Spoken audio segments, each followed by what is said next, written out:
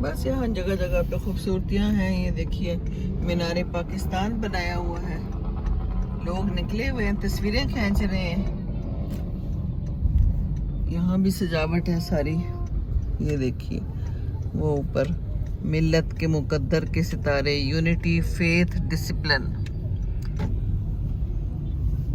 आए हुए हैं हमारे लोग, कितने प्यारे प्यारे बच्चे लोग यहाँ पर तस्वीरें खींचते हैं। और क्या करना है इन्होंने, निकले हुए हैं आज। ये है वतीन चौक यहाँ का। वो झंडे लेके निकले हुए हैं लोग, खूब गाड़ियां हैं, खूब रश है। चलें जी, हम तो वापसी की तरफ जा रहे हैं। सलामत रहे ऐ निगारे वतन, तू सलामत रहे।